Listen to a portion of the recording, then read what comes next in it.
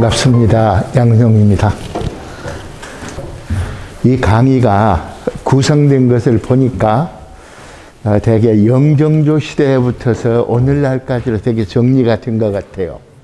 그래서 천주교가 한국에 유입되고 토착되는 과정이 이 한국의 근대를 불러오는 시기거든요. 그래서 한국 사회가 격변하게 되죠. 엄청나게 변하게 됩니다. 그런 과정 속에서 종교들이 바뀌게 됩니다. 기성종교가 새로운 타입으로 이렇게 바뀌고, 그리고 신종교가 새로 생기기도 하고 이렇게 바뀌게 됩니다. 이런 시기의 마지막이 일제강점기와 그 이후의 종교, 특히 사회의 변화를 가장 민감하게 반영하는 게 신종교인데, 이 신종교에 대한 얘기를 해달라고 저한테 부탁을 해 주셨습니다. 그런데 한국 신종교는 여러분 아시다시피 전 강의가 동학 가지고 했었죠. 그러니까 동학이 1860년에 수은 최재호 선생이 창의를 하신 겁니다. 그러니까 1860년의 그 흐름이 그 뒤로 몇 가지 영향을 미칩니다. 우선 시대 언어가 뭐냐, 이 시대를 전부 반영하는 화두가 어떤 것이냐 하는 겁니다. 나중에 말씀드리겠지만 개벽이라는 겁니다. 두 번째는 동학 자체가 1910년을 전후해 가지고 분파가 되고 1905년에 천도교로 바뀌죠. 근데 1904년에 뭐 일제내라든지 다른 이게 파가 생겨 가지고 이게 1910년 한일 합방하는데 이상한 노릇을 하게 되죠. 이런 게 있습니다. 그러니까 이게 1894년에 동학 농민혁명부터 시작해가지고 흐름이 계속되는 겁니다. 그러니까 일제시대 이후를 다뤄야 하는데 실제로는 그것만 갖고 다룰 수는 없다는 거죠. 아시겠죠? 그래서 신종교만 보더라도 1860년부터 다뤄야 한다는 얘기죠. 이제 그런 부분들이 있습니다. 이런 부분들을 위해서 오늘 여러분과 강의를 해 올리는데, 사실은 이 강의가 어떻게 보면 매우 쉽기도 하고 어떻게 보면 이해하기가 굉장히 어렵기도 합니다. 왜냐하니까 폭이 굉장히 넓어요. 그렇기 때문에 제가 이 PPT를 만들면서 그 이전에 원고를 그냥 강의안으로 쓴 게 아니라 논문으로 만들었습니다. 왜냐하면 여러분들께서 혹시 읽어보실 수 있도록 자료를 제공해 드려야겠다는 생각이 들어서 논문을 만들었으니까 그걸 나중에 참고하시면 좋겠습니다. 그리고 오늘 이야기는 PPT로 하면서 가능하면 1시간 내에 대체적인 얘기를 마치고 나머지 부분을 조금 더 하고 난 뒤에 그러니까 천주교가 들어오면서 박해를 받은 당시부터 시작하고 오늘날까지 되게 한국 종교 사상사에서 중요한 맥은 저희들이 이제 쭉 공부를 해왔으니까 아무래도 이 질문 저 질문을 같이 받고, 만약에 그 내용 중에서 제가 잘 모르는 것 같으면 이 책을 읽어보십시오. 금장태 선생님의 유학 금백년을 읽으십시오. 노길명 선생님이 쓴 한국신흥종교를 읽으십시오. 이런 식으로 여러분에게 말씀을 드릴 수가 있을 겁니다. 그리고 제가 아는 거는 간단히 또 말씀을 드리도록 그렇게 하겠습니다. 그래서 오늘은 우리 강의가 전부 마감이 되는 시기이기 때문에 이 시기를 이용해서 여러분들이 혹시 질문이 나는 부분이 있으면 메모를 해 두셨다가 같이 상의를 해 나가시면 좋겠습니다. 저는 익산에서 올라왔습니다. 익산이 어떤 곳인지 아시죠? 1845년에 안드레아 신부님이 글로 올라오셨습니다. 어디로 올라오셨는가 하면 익산군 용안면이라는 데로 올라왔습니다. 금강의 금강 하구죠. 하구의 언덕으로 올라오셨어요. 거기에서 지금 성지가 있는 나바이 성지까지는 32km입니다. 예, 32km인데 그러면 나바이 성지가 어딘가 하면 익산시의 하멸입니다. 거기서 쭉 내려오면 뭐가 있는가 하면 숲정이 성지라는 데가 있습니다. 그리고 숲정이 성지에서 조금 더 가면 뭐가 있는가 하면 여산 향교가 있습니다. 여산 동원이 있습니다. 원래 익산군, 여산군, 하멸군, 용안군 4개가 1914년 합쳐져 가지고 익산군이 됐거든요. 그런데 그때 그 중에서 제일 큰 게 여산입니다. 그래서 여산에서 뭘 했는가 하면 형을 다스렸어요. 그런데 신앙자들을 금산이고 전주고도 다 모아가지고 거기에서 동원해서 사형을 시킵니다. 그 사형이 뭔지 아세요 혹시? 백지사라는 말 들어보셨어요? 묶어놓고 얼굴에다가 물을 뿌리고 거기다가 창호지를 하나 말라. 그러면 숨을 쉴 수 있겠죠. 헐떡거리면서. 그걸 마르게 해가지고 다시 물을 뿌려서 다시 창호지를 하나 더 발라요. 그래서 창호지가 5개, 6개 되면 죽어요. 이렇게 해서 17명이 죽었습니다. 우리 선조들 참 독한 분들 많아요. 신앙이 그렇다고 그래요. 다시 말해서 한국 사회에서는 천주교를 종교라고 안 본 거예요. 이단, 좌도 그렇게 본 겁니다. 신종교로 본 거예요. 그러니까 여기 와서 큰 소리 땅땅 치면서 역할은 엄청 했습니다. 한국의 교육, 예? 한국의 의료, 또 한국의 스포츠, 한국의 여성, 한국의 농촌, 한글의 세계화, 한글의 확대. 이런 것이 천주교의 토착화 과정에서 일어납니다. 다시 말해서 YWCA를 빼놓고는 여성사를 정리할 수가 없어요. 이걸 우리가 이해를 해야 합니다. 그런데 말씀입니다. 신앙을 한다고 잡아 죽여요? 이게 우리 선조들이에요. 오늘날 생각하면 일제시대의 천주교는 사회운동을 거의 안 했습니다. 왜? 씨앗을 말렸으니까. 안 하려고 한 게 아니에요. 부글부글 오르지만 할 수가 없는 상황이에요. 그 이전에 너무 당했기 때문에.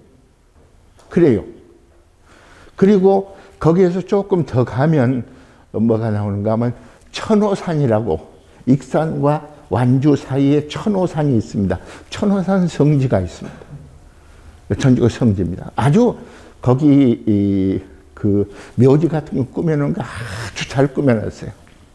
그리고 거기서 조금 이제 더 가면 전주에 전동성당 같은 게 있고, 그리고 거기서 조금 더 내려가면 여러분 아실는지 모르겠습니다.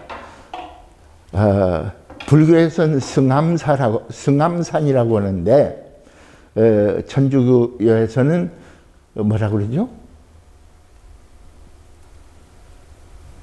천주교에서도 이름이 있습니다. 치명자산이라고 그럽니다. 전부 이게 순교지하고 다 연결이 되어 있습니다. 이게 제가 살고 있는 곳입니다.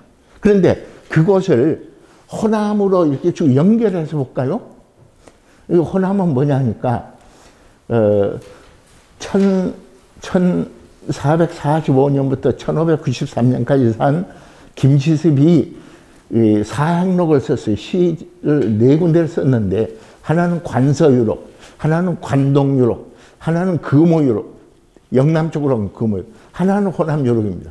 호남유록을 보면 청주에서부터 쭉 내려와가지고 회덕을 거쳐가지고 연산을 거쳐서 그리고 이제 익산 쪽을 거쳐가지고 삼례를 거쳐서 그리고 아래로 쭉 내려갑니다. 그게 지금의 호남선 철도고, 그리고 국도 1호선, 국도 29호선, 그리고 호남 고속도로고 그렇습니다. 이걸 저는 호남 간선 그럽니다. 그런데 영광 1916년 원불교가 탄생했습니다. 1916. 1909년 보성에서 보성에서 대종교가 탄생했습니다. 단군교를 중강시킨 겁니다. 조금 더 올라오죠. 올라오면 정읍에는 1894년에 동학 농민혁명이 일어났습니다. 그리고 거기서 더 올라오면 김제가 있는데, 김제에는 뭐가 있는가 하면 금산사 미륵전이 있습니다. 미륵신앙은 미래신앙이고 유토피아 신앙입니다. 그런데 거기에서는 1901년에 정산 강일순에 의한 정상교가 생깁니다. 그리고 더 올라오면 익산에 1924년에 원불교가 자리를 잡습니다.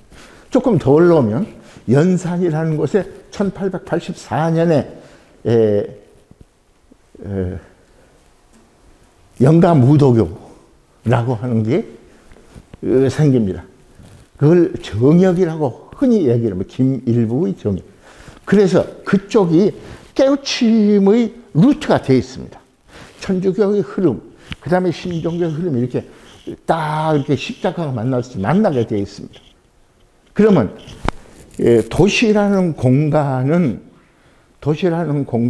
함께하는 공간이고, 그리고 길이라고 하는 건 소통하는 공간입니다.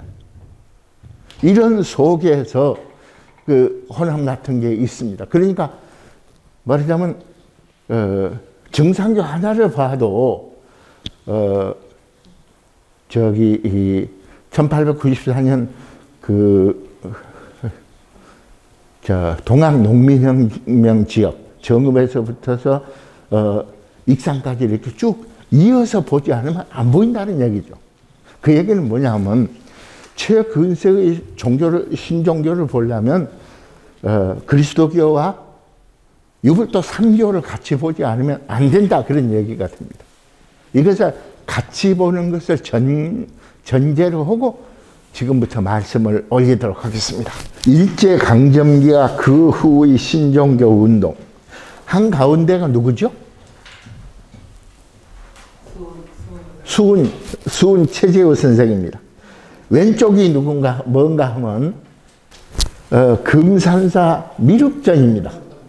왜 여기가 문제인가 하면 600년부터 641년까지가 백제의 30대입니까? 무왕이 집권했던 시대입니다. 그때 지금 익산이 백제 역사문화 지구로 해서 유네스코 문화유산에 등재가 되어 있는데, 우리나라에 궁터가 발견된 게 없어요. 신라도 궁터도 모르고 백제 궁터도 모릅니다. 그런데 오직 익산만 남아있는 거예요. 궁터가. 그래서 거기를 왕궁면이라고 얘기를 합니다. 아주. 그래서 그게 결국은 국가의 흐름을 진작시키기 위해서 거대한 그런 용투림을 했는데 결국 그게 부서집니다. 왜 부서지는가 하니까 외세를 끌어들여 가지고 같은 지역의 백성을 짓누른 것이 통일신라입니다. 그러니까 통일신라는 신라에서 보면 엄청나게 훌륭한 일을 했는데 한국의 전체로 봐서는 반성해야 할 부분도 엄청 많다는 것도 같이 아울러서 볼 수 있어야 합니다. 마치 뭐하고 같은가 하면 서구에서 히틀러가 유대인들을 잡아주겠죠. 600만을 잡아주겠다고. 그러니까 히틀러는 이름부터가 틀려 그렇게 얘기를 합니다. 그죠? 그런데 잘 보세요. 앵글로색슨족이 미국을 개척해가지고 아메리카를 개척해가지고 잡아 죽인 그 원주민들이 이 동양 쪽에서 건너간 사람들, 그 사람들이 약 600만쯤 됩니다. 그런데 거기 그렇게 된 앵글로색슨족을 향해서는 뭐라고들 얘기를 하는가 하면 프론티어 정신 이렇게 얘기를 한다는 말씀이죠. 굉장히 우리가 반성을 해봐야 할 일입니다. 역사 그렇게 적혀 있었고 우리도 그렇게 배웠어요. 초등학교 5학년 때 피카디리 극장이라는 데 전주에서 수학여행 중에 이 아파치 요새라는 영화를 봤는데 그게 잡아 죽이는 거예요. 왜 백인이 황인을 잡아 죽이는가? 이유가 없어. 이유가. 그때부터 야, 이건 역사에 대해서 우리가 어떻게 생각을 해야 할 것인가 하는 부분이 제 머릿속에 지금도 떠나지 않습니다. 그래서 강의를 할 때는 옳고 그르고가 아니고 이런 입장과 저런 입장에 같이 있다고 하는 것을 알고 있는 게 좋겠다고 얘기를 합니다. 그렇게 해서 자기의 사상을 만들어가는 게 옳지 않는가 저는 그렇게 생각을 합니다. 오른쪽에는 원불교 100주년 기념대회 때 모였던 사람들 많이 모인 게 결국 이런 정도일 거예요. 그래서 같이 여기다가 모셔봤습니다. 저는 이 흐름을 논문 내용입니다. 한국 근대 변혁시대와 신종교라는 말로 처음을 다스리고 두 번째는 교단 창립으로 본 한국 신종교의 흐름으로 정리를 했습니다. 세 번째는 한국 신종교 운동과 그 사상을 다루고 마지막으로 종교 제도와 신종교 간의 변화에 대해서 말씀드리는 것으로 정리를 했습니다. 저 위에가 제일 왼쪽은 순서를 따지면 개벽을 후청 개벽을 얘기하신 수은 최재호 선생, 두 번째가 회원 상생을 얘기한 후동학이라고 하는 정상교의 정상 강일순 선생, 그리고 오른쪽에가 원불교를 창립한 소태산 박중빈 선생, 이렇게 세 분이 대표적인 인물들입니다. 저는 이것을 강의를 하려고 하면서 도대체 어디다가 주안점을 둬야 할 것인가 하는 몇 가지 문제를 생각해 봤습니다. 첫째는 격변하는 사회 상황 아래 어떤 구세 이념이 베풀어졌는가 하는 거고, 두 번째는 한말과 일제와 해방 후 그리고 최근세의 신종교 흐름의 특징은 무엇인가 그런 겁니다. 세 번째는 동학 개창 이후 신종교 교단의 창립과 변화는 어떠한가 하는 거고, 네 번째는 한국 신종교의 사회사상은 무엇이며 신종교를 보는 눈입니다. 신종교를 보는 눈은 어떻게 변했는가. 여러분도 아마 몇 가지 말씀드리면 내 눈도 그렇게 변했구나 그런 느낌을 가지실 겁니다. 강의 안에 안 나오는 겁니다. 저는 평소에 종교학자로서 이런 생각을 갖고 있습니다. 인류 역사 속의 근대라는 걸 생각을 해봤습니다.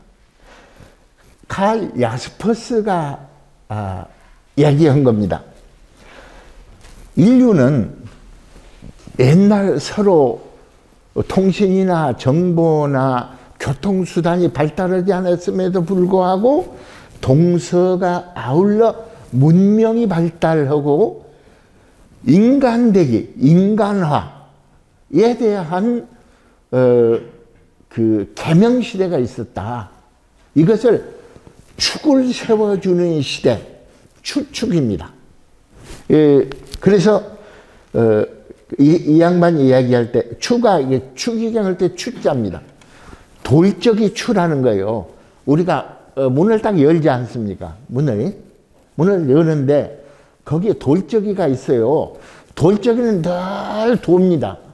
변화를 해요. 계속 변화를 하는데 중심은 딱 잡고 있는 거예요.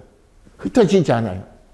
이 추기경이란 저 명호를 참 잘 만들었다고 생각을 하고 있습니다만, 기축을 세워진 시기, 인간 문명의 기축을 세워주는 시기를 일러서 이분은 BC 900년에서 구약 성서가 이루어진 200년대까지를 보는데, 저는 AD까지 봐서 좋지 않는가 그렇게 생각하고 있습니다.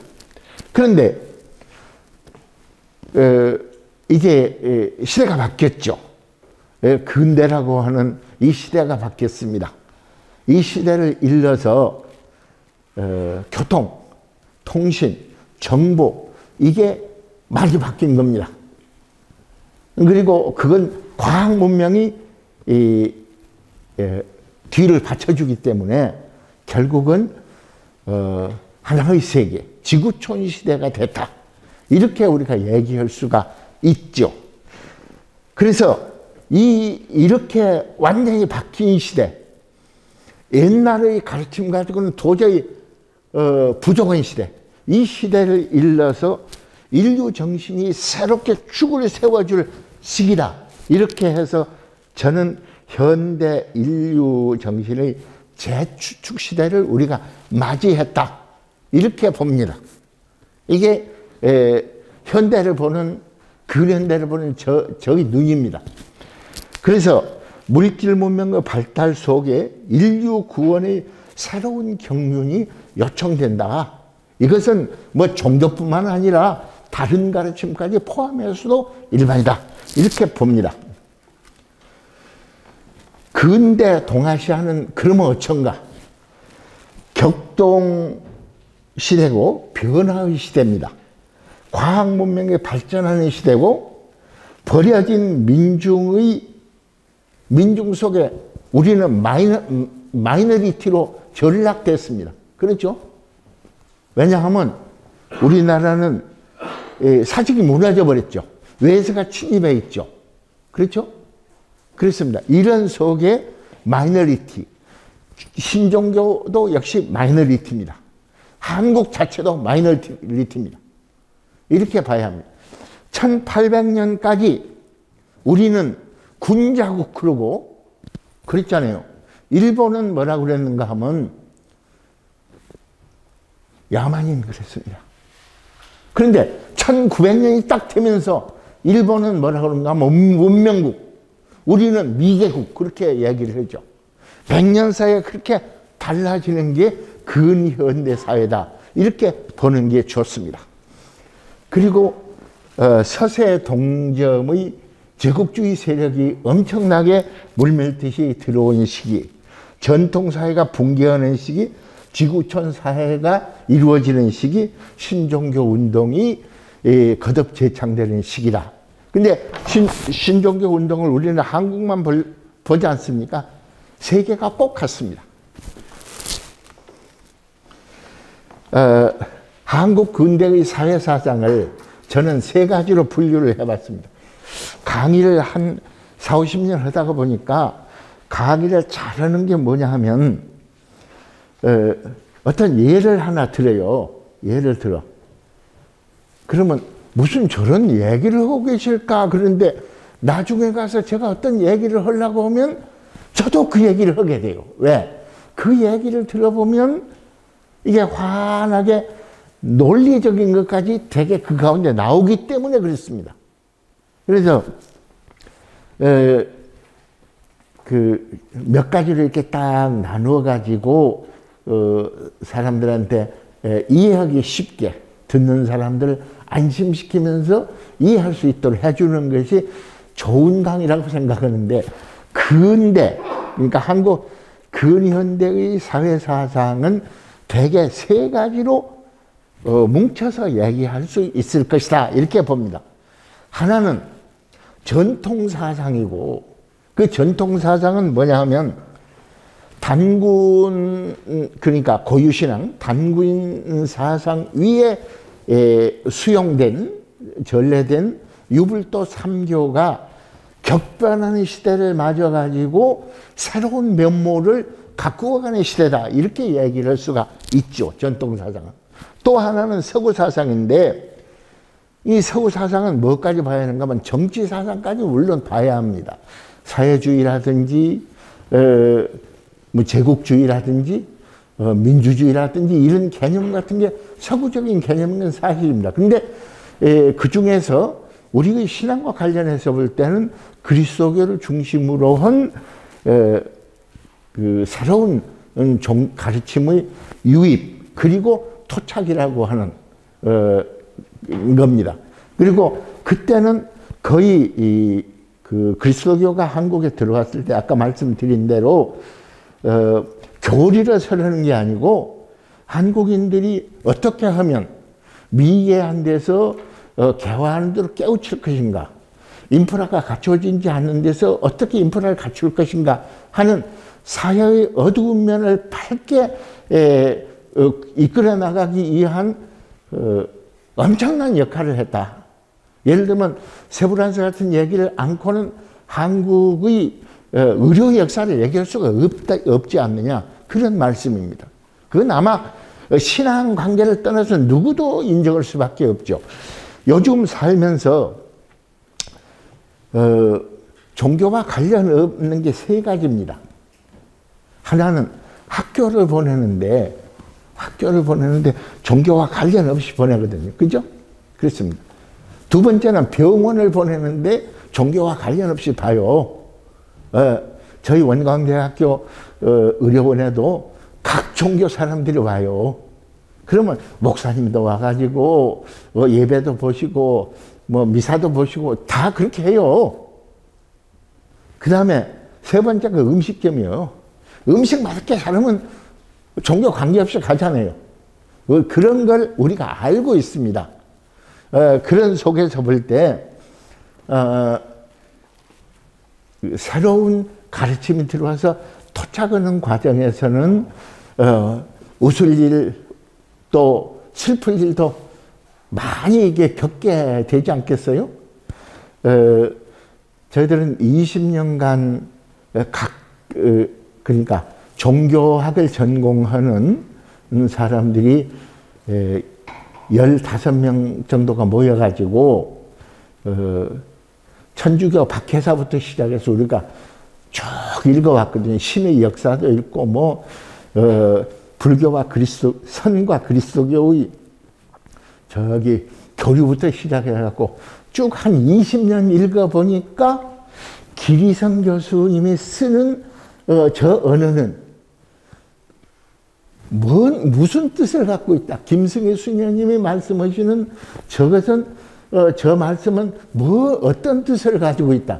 한순희 수녀님 말씀하시는 저 얘기는 기본이 단어를 어떻게 해석하고 있다는 것을 알게 돼. 한 20년간 공부를 같이 하니까 그러더라고요.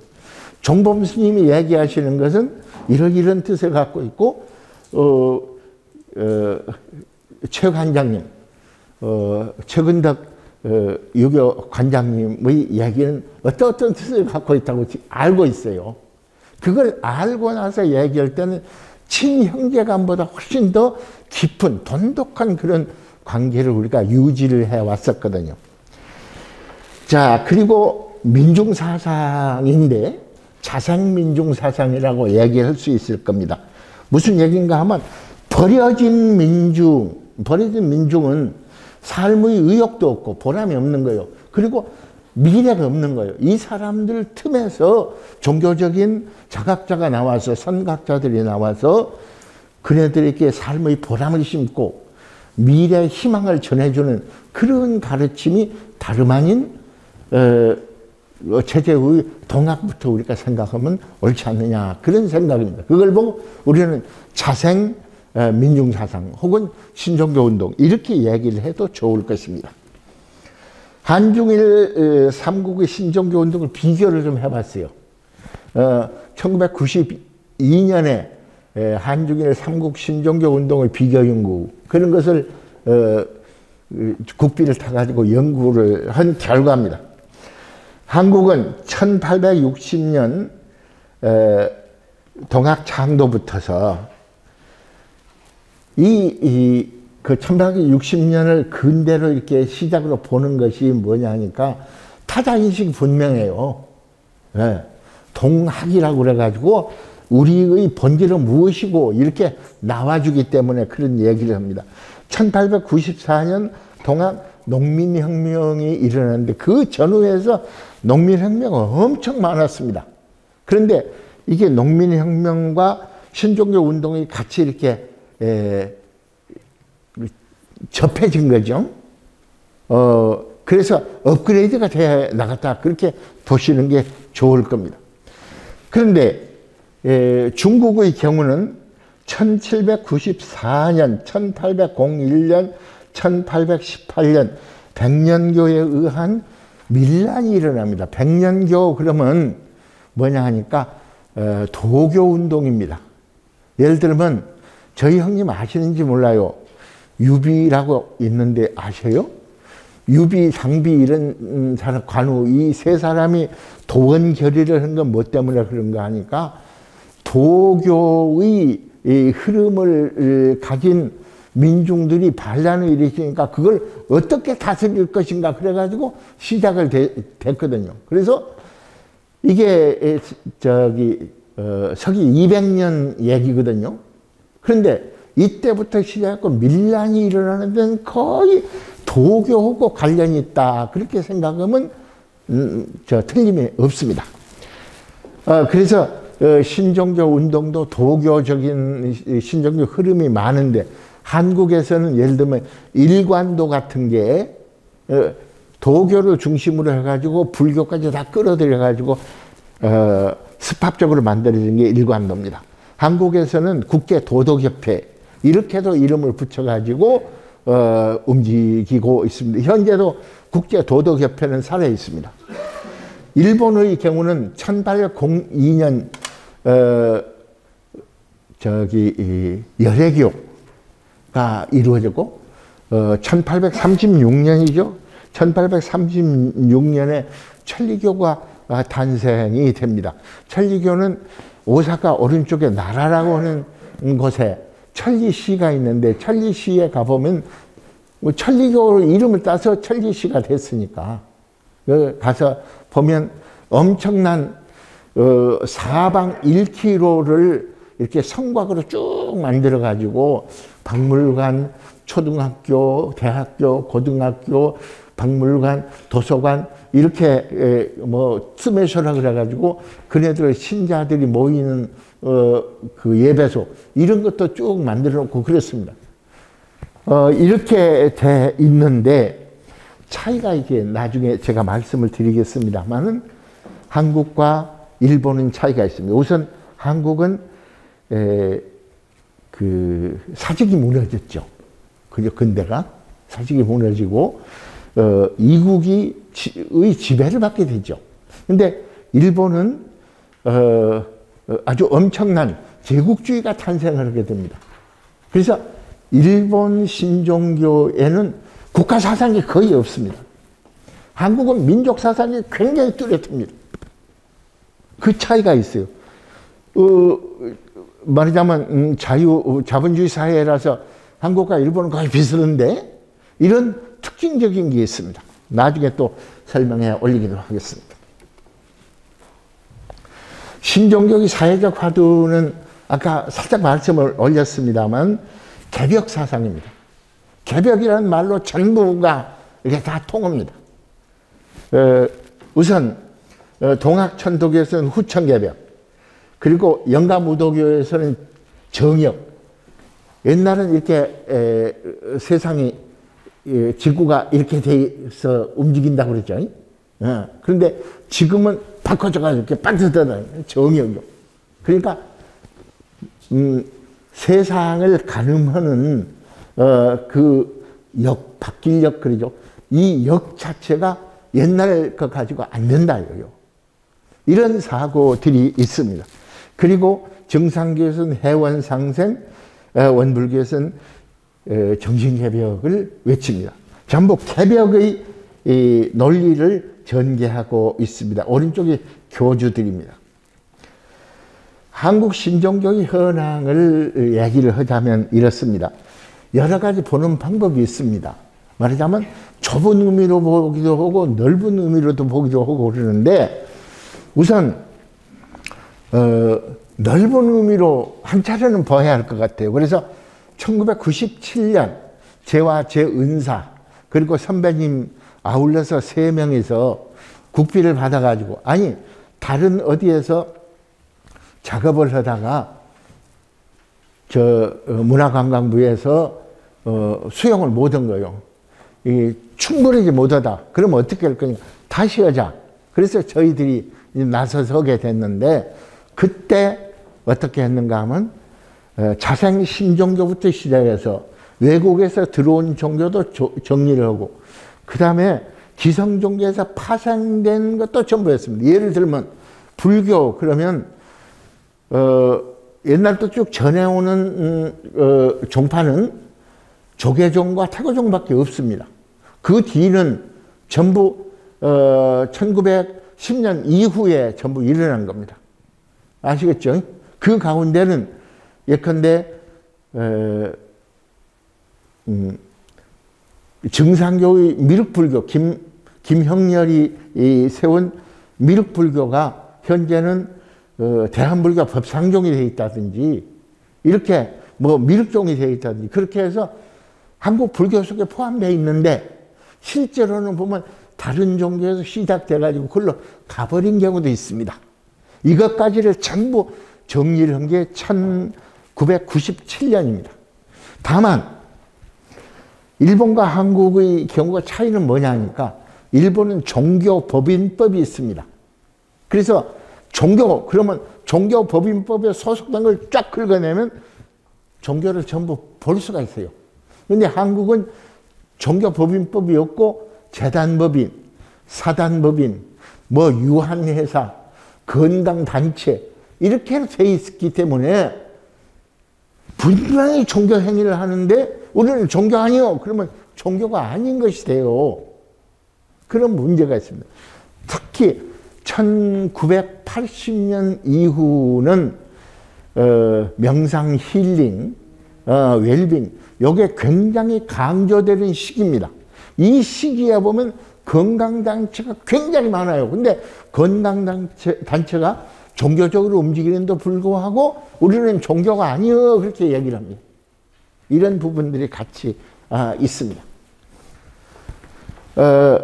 그래서 이걸 정리를 해보면 자생신종교, 불교계 신생종단 56개나 돼요. 기독교계 신생교파 이게 123교파입니다. 외래계 신종교 35교단 총 합해서 대결해서 4대계 34계열 350교단을 저희들이 파악을 했습니다. 엄청 힘들었어요. 그래서 그렇게 전부 파악을 하고 어느 종교, 일본에서 들어온 어느 종교는 가니까 문을 닫아가지고 아주 파악하기 어려워갖고 아주 애를 먹었고 그런 적이 있습니다. 그 부분은 제가 담당했거든요. 그래서 작게 보면, 좁게 보면, 협의로 보면 한국 신종교는 자생 신종교를 다루면 됩니다. 근데 광의로 보면 예를 들면 여의도 순복음교회도 신종교에 포함됩니다. 왜? 종파기 때문에 그렇습니다. 교파기 때문에 그렇습니다. 그런데 순복음교회를 보고 당신들 신교파 아니요? 그렇게 얘기할 수가 없잖아요. 또 그것도 사실입니다. 이것까지 같이 겸해가지고 여러분이 파악하시는 게 좋을 것 같습니다. 여기다가는 이렇게 보는 것은 나쁘고 이렇게 보면 좋다. 그렇게 보지 않았으면 좋겠어요. 그게 아니고 협의로 볼 때는 이렇게 보고 광의로 볼 때는 이렇게 보고 옛날에 이렇게 봤는데 지금은 이렇게 보고 이렇게 변화된 사항도 같이 보면 한국 사회에서 사회생활하는 데 도움이 될 것이다. 이렇게 보는 겁니다. 한국 신종교의 성격이 있습니다. 이 오른쪽 사전이 두 개가 나왔는데 2018년에 이루어진 김홍철 교수 대학의 제 선배인데 한국 신종교 대사전입니다. 저걸 제가 하루에 8시간씩 기도하면서 딱 7개월 동안 읽었습니다. 3차례 읽어드렸어요. 그래서 내용을 물론 이제 저하고 관련된 부분도 많이 있고 그렇습니다만 이 부분들이라든지 저는 불교, 도교 이쪽 부분을 제 집안은 유학 집안입니다만은 그래서 이런 계통이라든지 신종교는 대학 1학년 때 계룡산의 신종교 조사를 간 적이 있어요. 그래서 풍수 지리설부터 시작해가지고 뭐 정감녹인이 하는 것에 대해서는 당시에 일단 토를 띄었어요.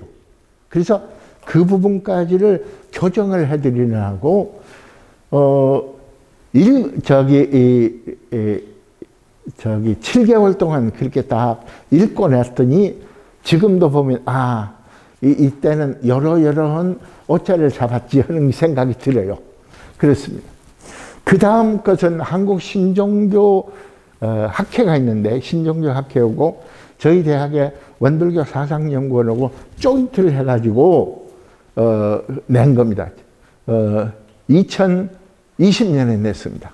작년에 2019년에 냈는가 그렇습니다. 그래서 왜 이렇게 일본은 보면 제가 일본에서 공부를 했는데 도쿄대학의 시마도노 스스무라든지 동양대학의 니시무라 시게루라든지 국학고인대학, 고쿠가쿠인 대학의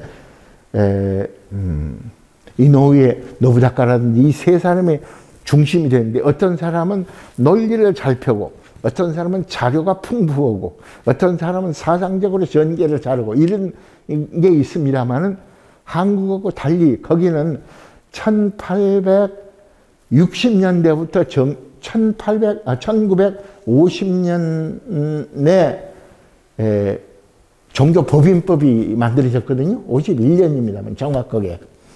그렇기 때문에 그쪽엔 1960년대부터서 되게 사전들이 나왔어요. 근데 우리는 최근에 나오고 1997년에 저희들이 자료조사한 것이 바탕이 돼가지고 2018, 19년에 이러한 사전들로 정리가 됐다. 이렇게 생각하시면 좋을 것 같습니다. 그런데 한국 신종교의 성격이 몇 가지가 있습니다. 우선 민중종교라는 성격이 있습니다.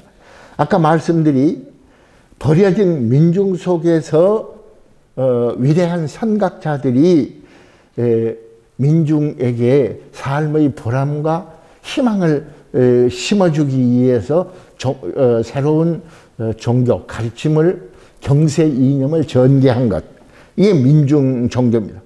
그 다음에 민족이 무너졌어요. 예를 들면 국가 사직이 무너지고 외세가 침범해 있는 속에서 결국 충효 정신이라든지 민족 정신 이게 없으니까 이걸 어떻게 하면 세울 것인가 하는 강상의 도리 운동입니다. 이걸 민족 종교라고 얘기할 수가 있습니다. 그리고 신종교라는 말이 있는데 기성종교 세력의 퇴보와 변화, 그리고 조정 과정 속에서 변화된 세계의 새로운 경세 이념을 제시했기 때문에 이를 신종교라고 할 수 있다. 기성종교에 대한 뉴 릴리존이라고 얘기할 수가 있다는 거죠.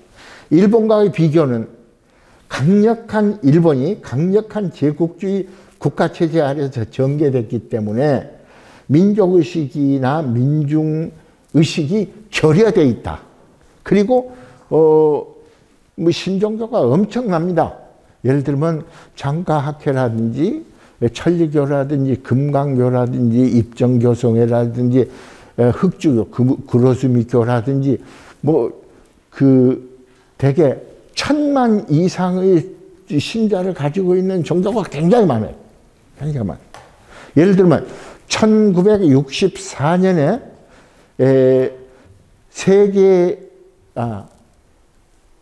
세계 종교자 평화회의라는 게 있습니다. WCRP라고 있는데 이 WCRP를 제1회 대회를 도쿄에서 리쇼 고세카 입정교성회 법화종지통 신종교입니다.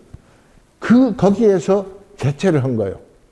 그러니까 거기서 얘기하기를 어떻게 보는가 하면 자기들은 600만 내지 700만 되는데 일본에서는 가톨릭과 개신교를 합해도 500만밖에 안 된다. 그러니까 우리가 세력이 더 크다. 이렇게 얘기를 하고 있습니다. 직접적으로.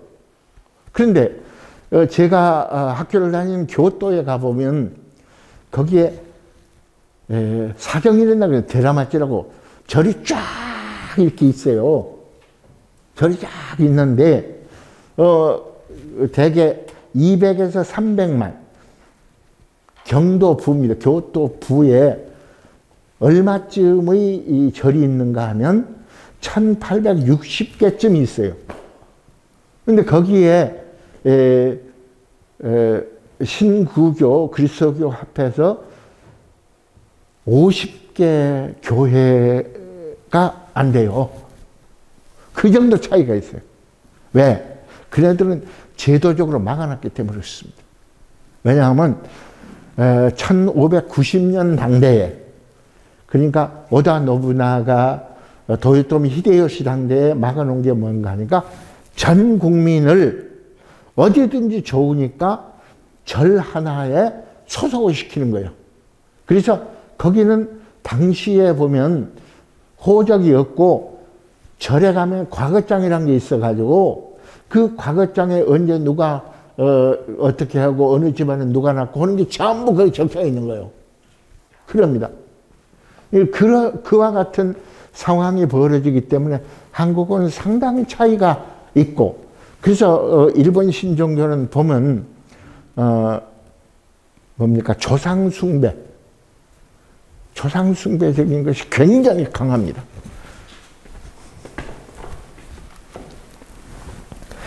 자, 저는 신종교 운동을 시대적으로 정리를 해봤습니다. 상당히 긴 얘기를 압축시켜 놓은 겁니다. 제1기가 한말 개화기입니다. 윤리 강상을 강조한 시기다 이렇게 볼 수가 있습니다. 동학 농민혁명이 이루어진 그 시대까지입니다. 개벽과 보국, 안민이 중심입니다. 물론 신종교를 보는 것은 당시에 이단, 사교, 자아도 그렇습니다. 이때는 이단, 사교, 자교라는 건 그리스도교까지를 포함해서 그렇게 피칭을 했던 겁니다. 그리고 제2기가 일제강점기인데 일제강점기에는 합리적이고 과학적 사고가 상당히 강조됩니다. 원불교에서 물질이 개벽되니 정신을 개벽하자 이런 이야기들은 굉장히 합리적 사고에 바탕되어 있다 이렇게 얘기할 수가 있겠습니다. 개벽과 대일민족 갱생 이게 굉장히 강하거든요. 제3교가 해방 후인데 영성, 영능이 강조됩니다. 천부교를 아십니까? 박태선 장로교를 천부교라고 얘기를 합니다. 가정연합을 아시죠? 통일교를 얘기합니다. 영성, 영능이 굉장히 강조되는데 다른 종교도 거의 이때가 강조되는 시기이다. 이렇게 얘기할 수가 있습니다. 개벽과 조국 근대화가 재창되던 시기입니다. 그리고 제4기가 제근세인데 1980년은 이런 성격이 있습니다. 한국 사회에서 보면 절대 빈곤이 없어지는 시기예요. 1980년대 말하자면 열심히 노력하면 굶어 죽지는 않는 그런 시기입니다. 보릿고개가 물론 남아있지만은 그게 보릿고개를 별로 느끼지 않아도 되는 시기입니다. 그래서 1980년 당대 보면 1878년인가 76년인가에 박 대통령이 서울에서 비행기를 타고 쫙 지나가다 여기 하고 점 찍은 게 한국정신문화원, 지금 한국학중앙연구원입니다. 거기에서 한 일 중에 제일 큰 일이 뭐냐면 한국 민족문화 대백과 사전을 50권을 만들려고 그랬는데 나중에 찌부러져 가지고 28권 플러스 2권, 그래서 30권을 만들었습니다. 언제 만드는가 하면 1991년에 나왔습니다. 그런데 그 이전까지는 1891년 정확한 1880년 당대입니다만 이때부터서는 우리 것이 좋은 것이요. 저희들 애들 가르치다 보니까 여 등에다가 혹은 앞에다가 우리 것이 좋은 것이요 그렇게 해가지고 코마샬 같은 거 나오고 뭐 그런 때였거든요. 그래서 그러다 보니까 1960년대를 전해서 조국 근대화를 전후하면서 혹은 일제시대를 거치면서 뭐가 없어졌는가 하면 농막이라든지 뭐 저희 고향 옆에 괴섬이라고 있어요. 묘도라고. 거기는 초분이 있었거든요.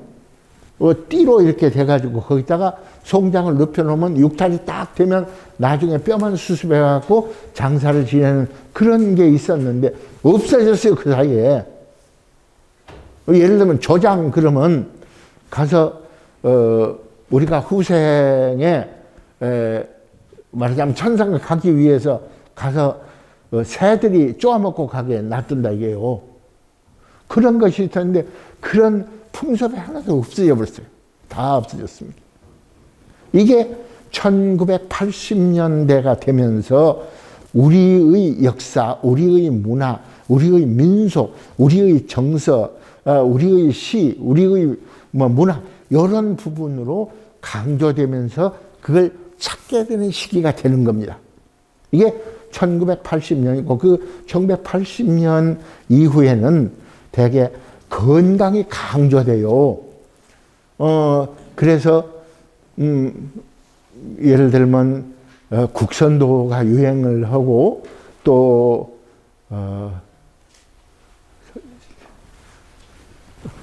저 강원도 홍천에 있는 이름 잊어버렸네요. 그쪽에서 천도선법이라고 천도선법이라는 그런 것도 유행하고 뭐 해인사 도인도 있고 뭐 또 여러 가지 있습니다. 그래서 이게 강조되는데 또한 그 서구적인 흐름으로 MRA 이런 것이 당시에 유행하고 그랬거든요. 이게 한 시대를 풍미하는 겁니다. 이게 제4기로 볼 수가 있다. 그래서 건강과 웰빙과 힐링이 강조되는 시기고 뉴에이지나 개인적 자유 일본에서는 이걸 신신종교 그럽니다. 신종교가 200년이 지나니까 이제 신신종교 운동이 일어났다. 옛날하고 또 다르다. 그런 얘기입니다. 이렇게 보는 그런 흐름이 있었습니다. 이 창립을 올 때 한말 개화기에 이와 같은 게 있었고 일제강점기에 이렇게 있었고 해방 후에 이와 같고 최근세가 이와 같이 계속해서 흐름이 이어집니다. 그리고 일제강점기의 종교 제도를 우리가 보면 이렇습니다.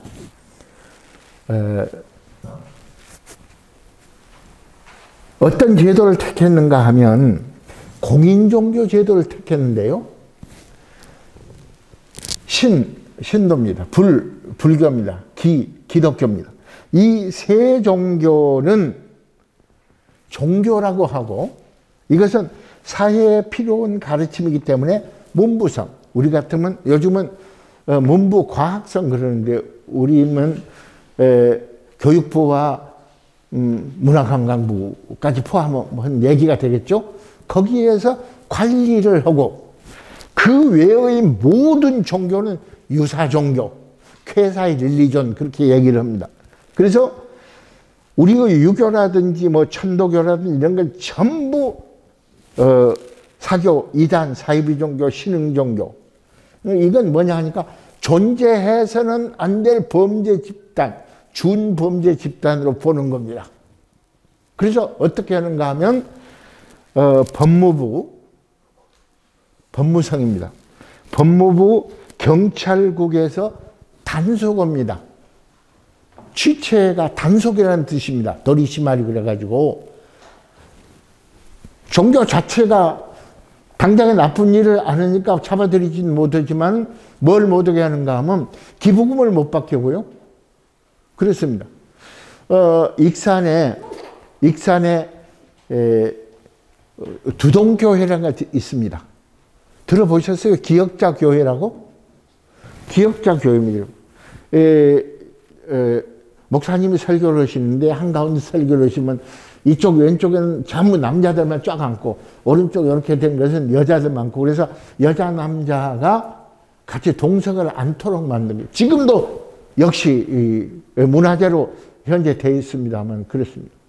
그리고 강경에 옥녀봉이라고 있는데 그 옥녀봉 위에 가보면 성결교회의 자리가 있는데 그 성결교회가 기역자교회였다 그렇게 적혀 있더라고요. 최근에도 가봤는데 그렇습니다.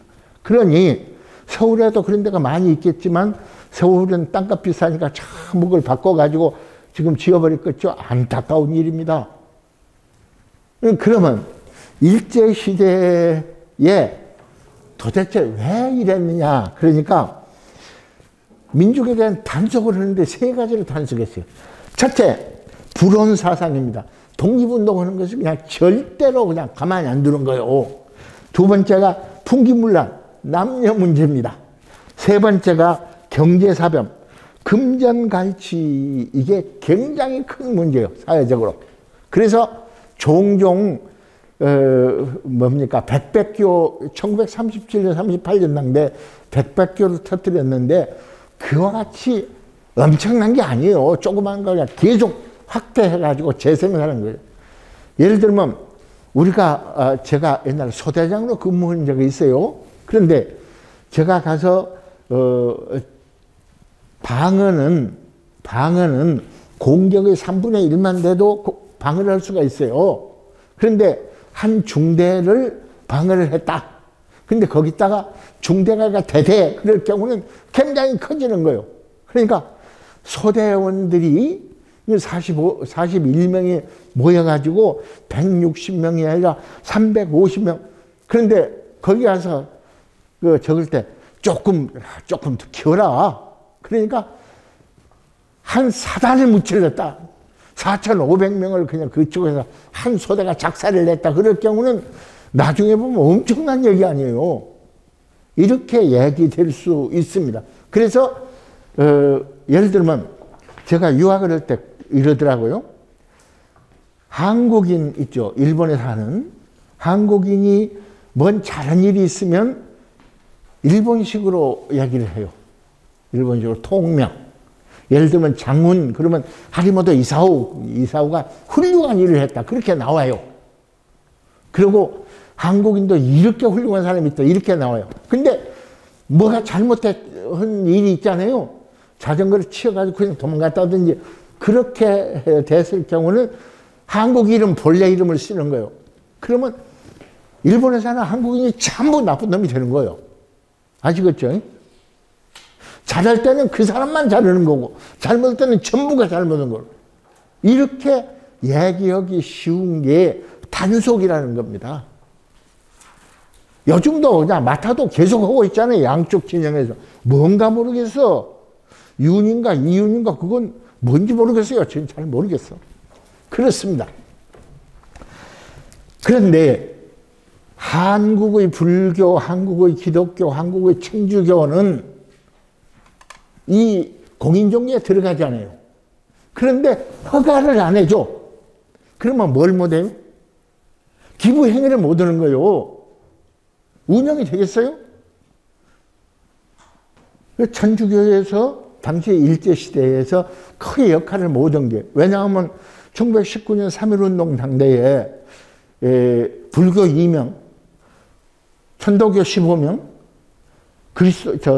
개신교 16명이거든요. 천주교는 없잖아요. 왜 그래요?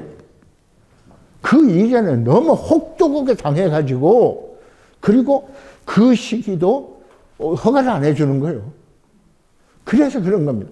1920년부터 시작해가지고 신문화 운동이 전개되는데, 거기는 기독교와 개신교와 천도교 두 개가 이끌어 나갑니다. 거기에도 불교라든지 천주교라든지 별로 참여를 못 하는 거예요.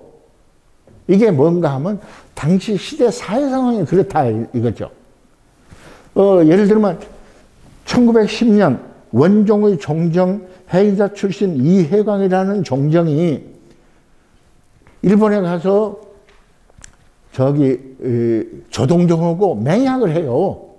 그러니까 이쪽에서 한용운부터 시작해가지고 김경운 같은 사람이 우리는 임재종인데 왜 조동종이냐 해갖고 난리를 해갖고 임재종 운동을 벌려요. 그래가지고 이해강이라고 하는 분이 대단한 사람인데 그 사람이 완전히 그냥 묻혀버리는 거예요. 이게 뭐냐 하니까, 왜 그와 같이 맹약을 하게 되냐 하니까 허가를 받기 위해서. 그런 모습이 있습니다. 이런 모습을 우리가 중시해 볼 필요가 있습니다. 3분 후에 쉬도록 하겠습니다. 한국 민중 철학의 5대 맥을 제은사인 유병덕 교수는 최계우의 동학사상, 김항의 정역사상, 강일순의 신명사상, 나철의 3.1철학, 박중빈의 이론철학, 이 5을 개화기 일제기에서 한국 민중철학의 5대 맥이라고 그러는데, 이게 어디에 들어있는가 하면 한국 동명사에서 나온 한국 철학 사상사에 있습니다. 한국 철학사에 있습니다.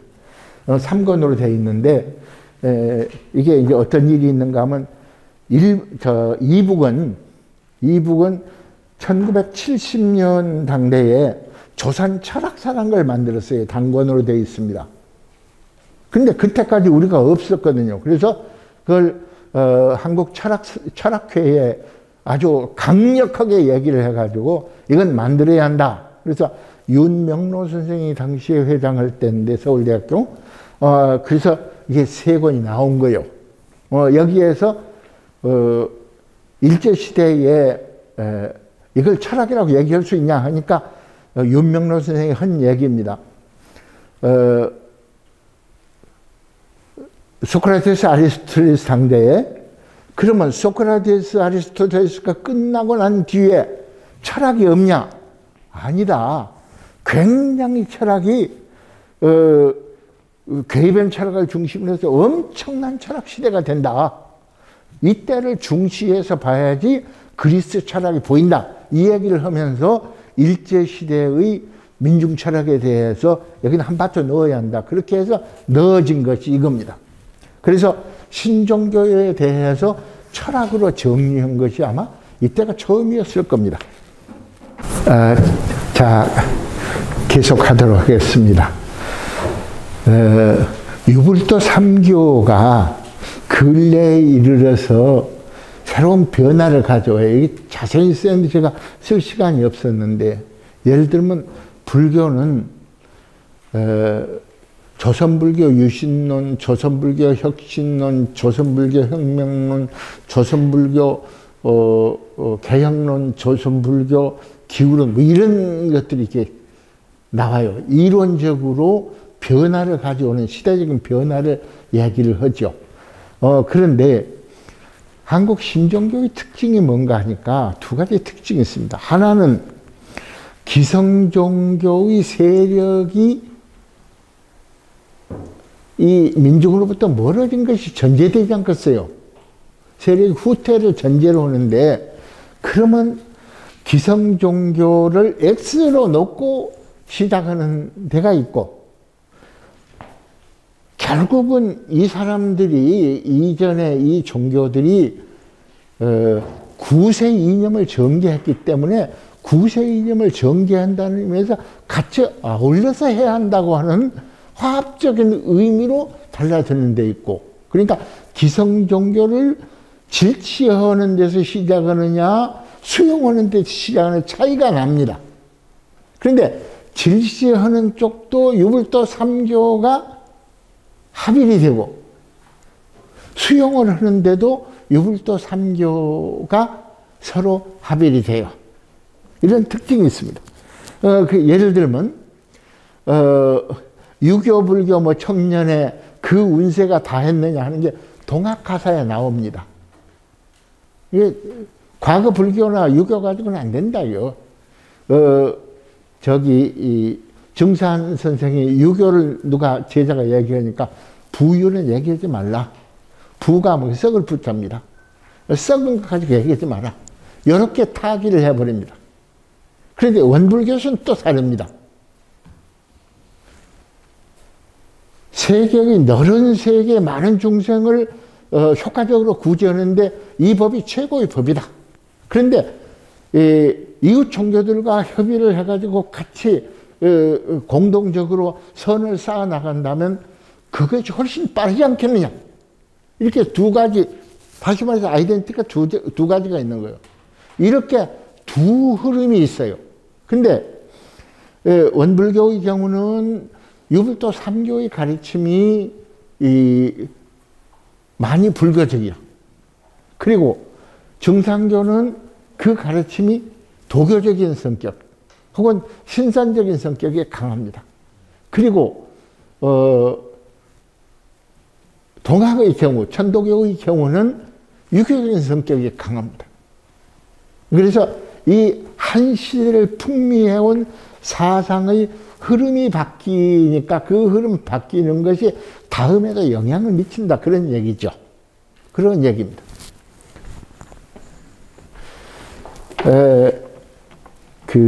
신조교의 공통사상이 뭐냐고 이렇게 쭉 얘기된 바가 있습니다. 제 은사인 유병국 선생님은 뭐라고 하시는가 하면 민족 주체사상, 주체의식과 인본사상, 평화사상, 공화사상이라고 얘기할 수가 있지 않겠느냐. 근데 여기 오른쪽에 이게 개벽이라는 게 싹 터졌어요. 예. 제가 제자한테 이 부분 이렇게 해줘. 그랬더니 여기 줄을 끈 상태로 이대로 뒀네요.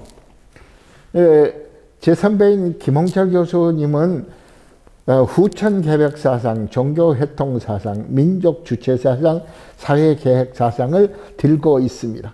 노길명 교수라고 고려대학교 명예교수가 계시는데 제가 참 존경하는 어른입니다. 인존사상과 민중사상, 개벽사상과 지산천국신앙, 구세주신앙과 선민사상, 조화사상과 통일사상, 해원사상과 전통문화 개성사상 이렇게 봤는데 저는 또 정리를 좀 해봐야겠더라고요. 그래서 어떻게 정리했는가 하면 선후천교역의 개벽사관, 선천시대는 하늘만 중시하고 후천시대는 인간을 중시하는 시대다. 선천시대는 남존여비인데 후천시대는 남녀가 같이 우러름을 다투는 시대다. 예를 들면 이런 거를 얘기하는 겁니다. 사실은 옛날 보면 위에 회장이라든지 이런 사람 말이 전부 그걸로 끝나지 않아요. 근데 요즘은 획 뒤집어져 가지고 노조가 제일 강성이잖아요. 이런 현상을 보면 100년 전에는 생각도 못하는 사상입니다. 삼교 합일의 종교 회통 사상. 이 삼교 합일 속에는 만종교 만사상을 합일한다고 하는 성격이 같이 들어 있습니다.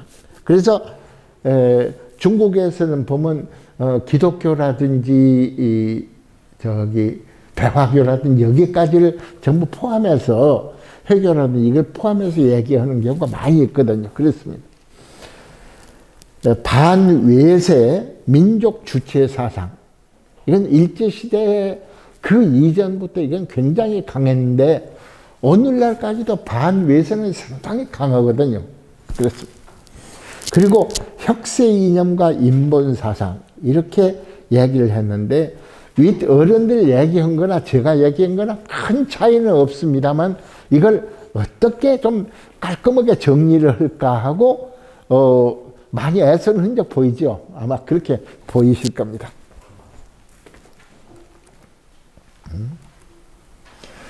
자, 이 마지막이 됐는데 신종교 간의 변화입니다. 한말 개화하기 이전에 예를 들면 뭐 신유사옥이라든지 천주교 박해사를 쭉 얘기를 하게 되는데 이 시기는 무조건 자도, 이단, 사교 이런 식으로 봐왔거든요. 뭐 천주교나 혹은 저 동학이나 꼭 같이 이렇게 봐왔어요. 그렇습니다. 그래서 그리고 일제강점기는 유사종교 그런데 범죄 집단으로 단속 대상이 돼 있었다는 거죠. 근데 일제시대는 물론 기독교 같은 데는 공인종교이기 때문에 우리나라에서 다른 허가는 안 해줬지만은 공인종교이기 때문에 무조건 단속 대상은 아니었습니다만 결국은 그리스도교 쪽이나 이런 데서 그 민족운동이 굉장히 많이 일어났잖아요. 그러니까 늘 이렇게 째려보고 있었다 이렇게 생각하면 좋겠습니다. 당시에 보천교라고 여러분 아시죠? 보천교가 1901년에 이루어진 증산교의 흐름을 이어서 1914년에 증산의 고부인이라고는 부인이 이 신통을 얻게 돼요. 그래서 종도들이 모여들어서 만든 게 무국교예요. 지하종교 운동이죠. 그런데 그 여인이 시집을 가가지고 못 살고 이제 돌아왔는데 그 고종사촌 동생인 차경석, 월곡 차경석이라는 사람이 자기 스승인 증산 선생과 이렇게 혼인을 맺어줘요. 이렇게 해가지고 그 부인 중에 수부라고 이름을 붙여줘요. 가장 으뜸인 부인이 됩니다. 그런데 이 1909년에 남편인 증산이 선생이 죽었는데 1911년까지 그걸 얘기를 안 해줘요. 그런데 신통을 통해 가지고 이 여인이 알아버린 거예요. 그걸. 그리고 말을 한다든지 뭐 미래에 비가 오고 바람이 불고 누가 올 것이고 하는 것을 환하게 아는 거예요. 그러니까 종도들이 모여들어 가지고 지하교단이 이루어졌습니다. 그 지하교단이 쭉 이루어진 1916년이 되니까 자기 사촌 동생한테 늘 휘둘린다고 생각을 하고 거기서 빠져나갑니다. 이게 무국교로 나중에 발전을 하고 거기 남아있는 사람은 누군가 하면 월곡 차경석이 나는 천자가 되리라 해서 차천자교라고 그럽니다. 1921년에 이쪽 조선 총독 보고 조인트가 돼가지고 이제 공개를 하는 거예요. 공개를 해요. 그런데 그러고는 1924년경에 허가를 얻기 위해서 시국 대동단이라는 걸 만들어 가지고 천경절이라고 저 천황 생일 때 갖고 선물을 가지고 들고 난리가 나요. 거기서 이야기하기를 단체를 하나 만들라고 그러니까 시국 대동단을 만들었는데 그 시국 대동단이 이 대동아 공영권 이 사람들이 이야기했잖아요. 일제가 여기하고 같다고 하는 것이 돼버린 거예요. 그래가지고 이게 1919년경에 조만식 선생 같은 분도 거기를 찾아갔다고 그러거든요. 그런 정도.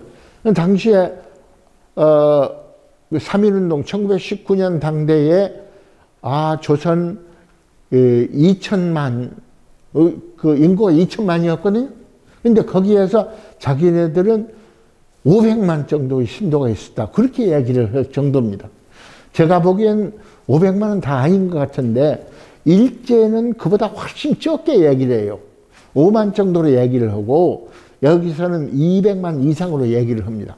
어쨌든 엄청난 세력이 있었는데 어느 정도인가 하니까 백두산에서 그 함흥 밑에가 흥남 아니에요. 부두 있는데 거기에 일본 질소비료라고는 공장이 있었는데 이 사람들이 뭘 지었는가 하면 수풍발전소를 지었어요. 그런데 발전소 짓기 전에 백두산에서 큰 나무, 소나무 같은 거 이걸 끊어가지고 전라도까지 내려와요. 그래서 지은 것이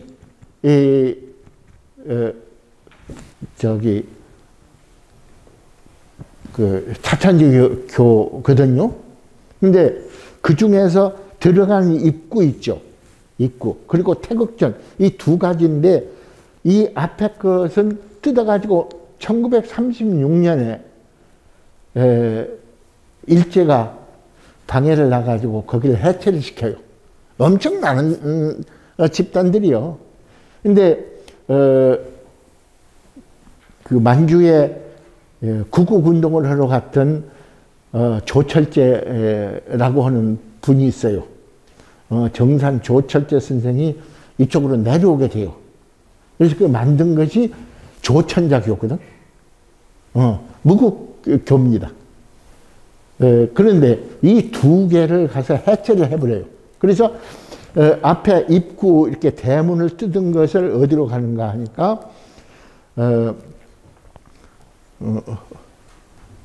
금산사가 아니고 내장사가 저 산 위에 있었던 걸 신내장으로 바뀌면서 대웅전을 세웠어요. 그렇게 나무가 좋은 나무. 그리고 그쪽 그 정전 있죠. 정전을 뜯어가지고 서울로 가지고 올라왔는데 어딘지 아세요? 지금도 살아 있습니다. 조계사 대웅전이 그거예요. 네, 그렇습니다. 그 정도 큰 세력인데 그걸 1936년에 해체를 해버려요. 그런 그 한국 신종교의 그런 현상들이 나타납니다.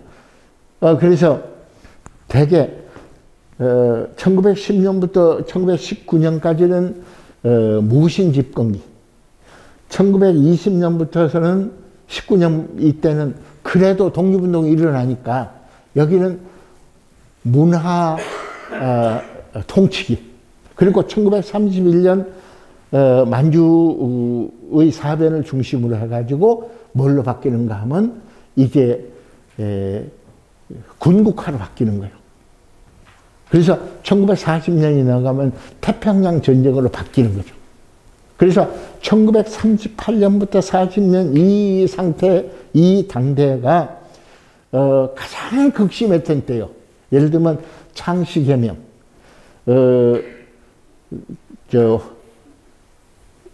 한국신민서사, 고국신민서의식 그래가지고 그 천황한테다가 서약하는 거, 그 다음에 한글을 못 쓰게 하는 거, 이런 것들이 그냥 그때가, 그리고 이제 당시에 정신대 같은 데 가지 않으려면 어디를 다니는가 하면 고무공장 같은 데를 다녀가지고 보국운동을 해야 해요. 이런 게 쭉 전개된 당시예요. 그러니까 그 시기 속에서 민족운동이 일어나는 것은 그냥 철저히 이게 짓밟았거든요. 그 가운데 천도교나 그리스도교, 개신교 쪽에서 특히 신문화운동 같은 데를 굉장히 적극적으로 장려하면서 농민이라든지 무슨 개벽이라든지 어린이라든지 이런 책들을 엄청 만들어내고 그랬는데 결국 천도교는 일제시대에 거의 그냥 말살을 하다시피 해가지고 이름은 남아서 이북에서도 그 이름을 쓰고는 있지만은 천도교 청우당 같은 이름을 쓰고 있지만은 실세는 거의 없어져 버린 거예요. 그게 얼마나 안타까운지 모릅니다. 그래서 일제강점기에는 단속 대상이 됐었죠. 그리고 해방 후에는 하등 종교 척결 대상, 신흥 종교, 뉴 라이징 릴리전, 사이비 종교, 그 다음에 이단, 사교, 이런 이름으로 많이 불려왔습니다. 신교 자유 시대인데도 그렇습니다. 그리고 1980년 이후에 그때 종교조사를 국가에서 문교부에서 이렇게 부탁을 한국 종교학회에 부탁을 했는데 이때 그 이전까지는 신흥 종교면 유사 종교에 대한 조사 연구를 했는데 이때부터서는 신종교에 대한 연구. 그래서 그 이전까지는 가치관이 개입된 거고 그 이후는 가치관이 개입되지 않은 그런 종교 이름으로 1980년 이후는 정착이 됐다. 그래서 오늘날은 제가 석사를 1973년에 석사를 들어갔어요. 그래서 은사한테 제가 신종교에 대해서는 성종교에 대해서는 상당히 관심 있고 자료를 섭렵했기 때문에 그냥 논문 쓰면 쓰겠더라고요. 그랬더니 안 된다. 왜 그러냐 그러니까 서울대 교수들이 공부를 안 해서 그래. 그러셔요. 무슨 말씀이에요? 그러니까 지금 서구에서 받아온 이론만 갖고 가르치지 한국 종교에 대해서 연구를 안 하고 있으니까 신종교 그러면 학문으로 취급을 하지 않는다. 이렇게 말씀을 하시더라고요. 근데 지금은 서울대 저도 같이 이제 활동한 후배들이라든지 동료들이 많이 있습니다. 그리고 일본이라든지 중국 이런 데 가서 미국이라든지 공부를 해본 사람들이 많이 있어가지고 사고가 많이 넓어졌어요. 일본에서는 어떻게 보는가 하면 사회의 변화를 가장 극심하게 반영하는 게 신종교라는 거예요. 그러니까 종교 사회학자들 그러면 신종교를 모르는 사람이 없는 거예요. 우리하고 차이가 그런데 요즘 특히 2000년대에 들어와 가지고 상황이 달라졌습니다. 그때 1995년부터서 94년부터인가 한일 종교자 연구 교류 모임 쭉 있었습니다. 그래서 저도 한 시기에 그쪽 회장을 맡아가지고 같이 움직이고 그랬는데 그런 과정 속에서 예를 들면 저 감신대학에 변선한 목사님이라고 계세요. 그 어른이 어느 날 저한테 전화를 해갖고 양 교수, 예, 내가 말이지 논문을 하나 썼는데 이번에 기조 강의를 썼는데 양 교수가 좀 번역해 주시겠어? 예, 저는 지금 맡은 게 하도 많아가지고 제 제자들이 많이 있으니까 해드릴 테니까 걱정 마세요. 그랬더니 이 어른이 양 교수가 안 한다면 내가 해야지. 그리고 당신이 직접 번역을 하셔서 돌아가셔 버렸어요.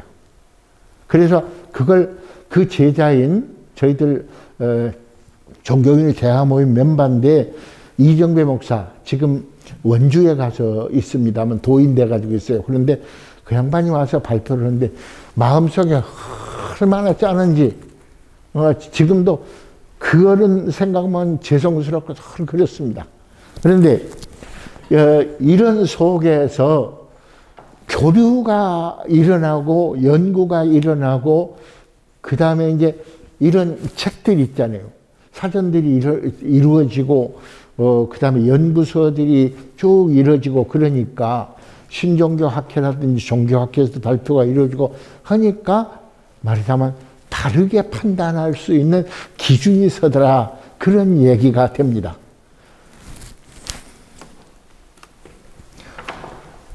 저는 이렇게 생각을 하고 있습니다. 인류 역사와 함께 해온 종교, 금후에도 역할과 성격은 달라지겠죠. 그렇지만 역시 그렇게 존재할 것이라고 봅니다. 평화의 편에 서서 종교가 뭐니 해도 평화의 편에 서 있거든요. 서서 인류의 삶의 보람과 희망을 전할 때 존재의 의미가 있다고 저는 생각을 합니다. 그런 의미에서 종교는 지혜의 동사 고전 중에 가장 으뜸이 세계에서 베스트셀러가 성서 아니에요. 그러듯이 그 지혜의 이 보고가 되는 데는 앞으로도 일반일 거 아니냐. 그러면 우리도 이것을 긍정적으로 보면서 또 종교가 잘못하는 것은 비판도 해가면서 열심히 같이 공부하고 지지하고 응원하고 그리고 성직자들의 생활에 존경을 표해 나가는 게 우리의 도리가 아닌가 이렇게 생각을 합니다. 이런 정도로 마칠까요? 예. 대단히 감사합니다. 건강하십시오.